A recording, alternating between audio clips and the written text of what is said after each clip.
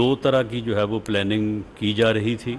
एक तो एक रेड जो है वो किसी भी घर पे एक्ट करने का जो है वो तरीक़ाकार बनाया जा रहा था कि बाकायदा जो है वो एक घर के ऊपर रेड हो, जो घर जो है वो किसी पीटीआई के वर्कर का घर हो और वहाँ पे फायरिंग का वाक़या पेश आए और उसके नतीजे में वहाँ पे कैजुअल्टीज़ हों। खुफिया एजेंसियों ने एक गुफ्तगू पकड़ी है। दो तरह की मनसूबाबंदी की जा रही थी। गुफ्तगू में किरदारों को भी वॉश किया गया। मनसूबा बनाया जा रहा था कि किसी पीटीआई रहनुमा के घर पर फायरिंग हो। ऑडियो में पुलिस की जानिब से ज्यादती का जाली ड्रामा रचाने की प्लानिंग की गई। वाक़े को इंटरनेशनल मीडिया में उछालने की प्लानिंग भी की गई। वफाकी वज़ीर दाखिला राना सनाउल्लाह की फैसलाबाद में प्रेस कॉन्फ्रेंस। बोले, इमरानी टोले ने शोहदा के खानदानों को दुख से दो चार किया। इस टोले को शोहदा की कुर्बानियों का कोई पास नहीं। अज़ाइम में नाकामी के बाद घटिया ड्रामे रचाने की कोशिश की। इमरान खान ने अपने बाद पार्टी क़यादत शाह महमूद कुरैशी को सौंप दी। गिरफ्तार हुआ तो शाह महमूद कुरैशी पार्टी की क़यादत करेंगे। मुझे गिरफ्तार और नाअहल करने की प्लानिंग हो चुकी। चेयरमैन पीटीआई इमरान खान ने फिर खदशात का इजहार कर दिया। लाहौर में सीनियर सहाफ़ियों से गुफ्तगू में कहा, जो लोग छोड़कर जा रहे हैं कुछ मजबूर और कुछ बेनकाब हुए हैं। वक्त जल्द तब्दील होने वाला है। बड़े सरप्राइज दूंगा। सदर आरिफ अलवी आइन के मुताबिक काम करेंगे। मौजूदा हुकूमत ने मुल्क की मईशत को तबाह कर दिया। मुल्क में इलेक्शन के अलावा कोई हल नहीं। उधर इमरान खान ने हुकूमत से मुज़ाकरात के लिए 7 रुकनी कमेटी तश्कील दे दी। कमेटी में शाह महमूद कुरैशी, परवेज़ खटक, असद कैसर शामिल। हलीम आदिल शेख, ओन अब्बास बिप्पी, मुराद सईद और हम्माद अजहर भी मुज़ाकराती कमेटी का हिस्सा।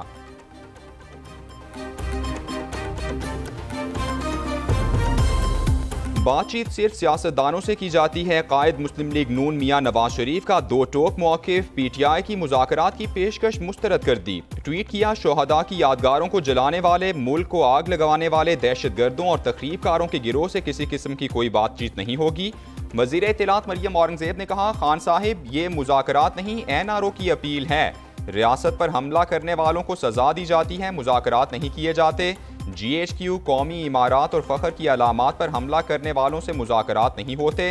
रेत की तरह जमात बिखरने के बाद मुज़ाकरात याद आ गए।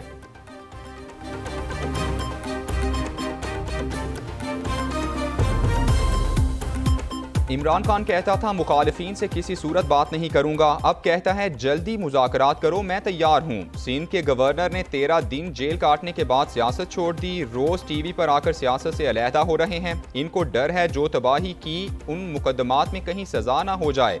वज़ीर दाखिला राना सनाउल्लाह का फैसलाबाद में अवामी इज्तिमा से खिताब। कहा, इन्हें गिरफ्तारी के 1 माह बाद अदालत में पेश किया गया। उन पर धूप आई तो एक एक करके अल्लाह हाफिज कह रहे हैं। मोहब्बत और रवादारी आगे बढ़ती है, तकब्बुर गर्क होता है।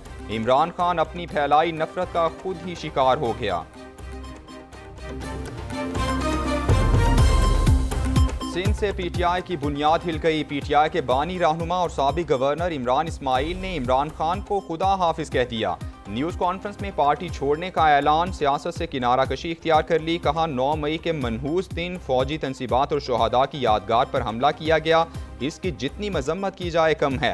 हमलों के जिम्मेदारों को सजा मिलनी चाहिए। हमले किसने किए इसकी तहकीकात होनी चाहिए। इमरान इस्माइल पार्टी जलसों में तब्दीली लाएंगे, नगमे भी गाते रहे। उधर पीटीआई सिंध के सदर अली जैदी ने भी पार्टी और सियासत छोड़ दी। कहते हैं उनके लिए ये फैसला आसान नहीं था। वो मुल्क की खिदमत करने की कोशिश करेंगे।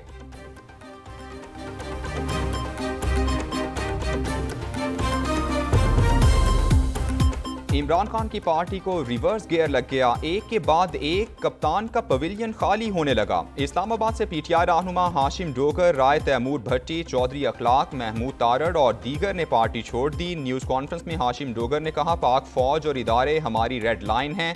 9 मई के जिम्मेदारों को सजा मिलनी चाहिए। साबिक MNA राजा खुर्रम नवाज और साबिक वफाकी वजीर खुसरो बख्तियार ने भी पार्टी से राहें जुदा कर ली। साबिक रुकन असम्बली शौकत अली, साबिक सूबाई वजीर अख्तर मलिक और मियां तारिक अब्दुल्ला भी तहरीक इंसाफ से अलहदा हो गए।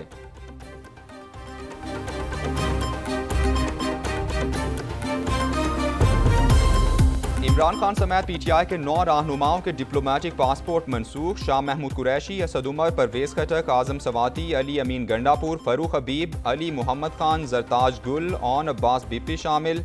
साबिक वज़ीर दाखिला शेख रशीद का भी डिप्लोमेटिक पासपोर्ट मनसूख कर दिया गया। पासपोर्ट ऑफिस ने पाकिस्तान और बैरून मुल्क दफातर को आगाह कर दिया। PTI रहनुमाओं के नाम पहले ही नो फ्लाई लिस्ट में शामिल हैं। वज़ीर दाखिला राना सनाउल्लाह कहते हैं साबिक काबीना अरकान ने 1 साल गुजरने के बावजूद पासपोर्ट वापस जमा नहीं करवाए थे।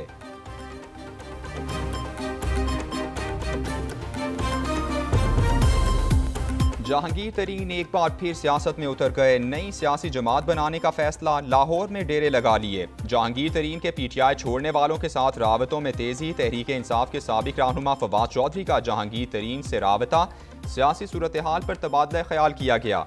आइंदा के सियासी लाहे अमल पर भी मुशावरत। दूसरी तरफ फवाद चौधरी ने किसी दूसरी पार्टी में जाने की तरदीद कर दी।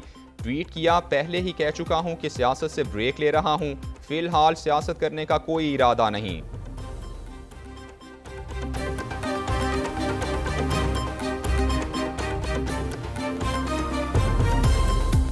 मुस्लिम लीग नून का लिबर्टी चौक लाहौर में आज यौम तकबीर की तकरीब का ऐलान। चीफ ऑर्गेनाइजर मुस्लिम लीग नून मरियम नवाज की आवाम से भरपूर शिरकत की अपील। ट्वीट किया, बराए मेहरबानी इस दिन को मनाने के लिए उनके साथ शामिल हों। इस दिन पाकिस्तान का दिफा नाकाबिले तस्खीर हुआ। पाकिस्तान जिंदाबाद।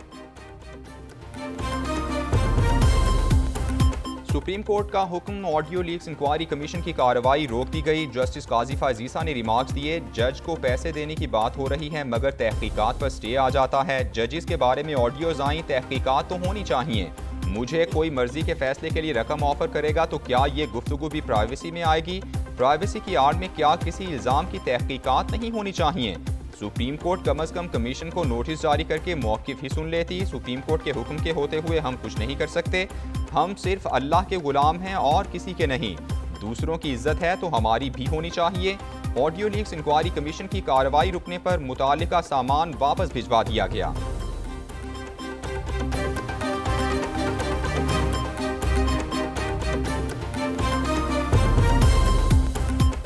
9 मई को किस शरपसंद ने क्या किया? कौन सा शरपसंद किस से राबते में था? शरपसंद कहां से आए? पार्टी में क्या जिम्मेदारी थी? कौन से शरपसंद ने किस फौजी और सरकारी अमलाक पर हमला किया? सब बेनकाब हो गया।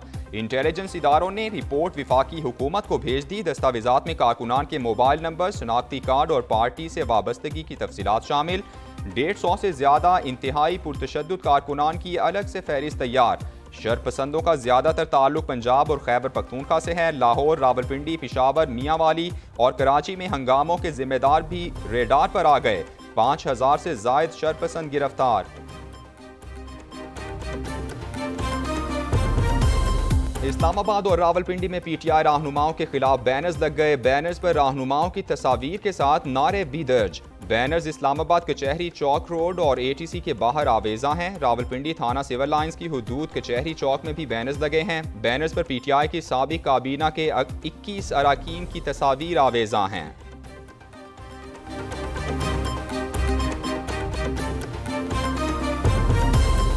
पाक फौज से इजहार यकजहती के लिए मुल्क भर में रैलीज का सिलसिला जारी। खैबर पख्तूनख्वा में जिला कोहाट और करक के मुख्तलिफ मकामात पर रैलीज निकाली गईं। बलूचिस्तान में नोशकी, दालबंदीन, खुजदार, कोहलू और डेरा मुराद जमाली में भी फौज के हक में रैलीज निकाली गईं। कोयटा में तर्जुमान वज़ीर आला बलूचिस्तान की क़यादत में रैली। दक्की में मोटरसाइकिल रैली निकाली गई। शुरका ने ज़बरदस्त अंदाज में शोहदा को खिराज अक़ीदत पेश किया। फ़ज़ा पाकिस्तान जिंदाबाद और पाक फौज जिंदाबाद के नारों से गूंजती रही।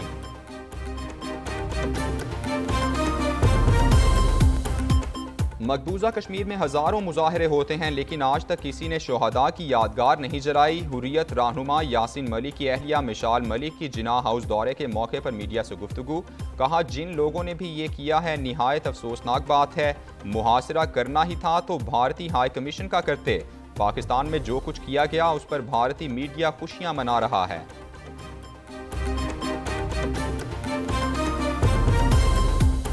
मारूफ गुलूकार राहत फ़तेह अली खान का वतन अजीज़ की आवाम को पैगाम। कहा, हमें पाक फ़ौज के एहसानात को नहीं भूलना चाहिए। हमें पाक फ़ौज की कुर्बानियों की कदर करनी चाहिए। पाक फ़ौज का दुश्मन पाकिस्तान का दुश्मन है।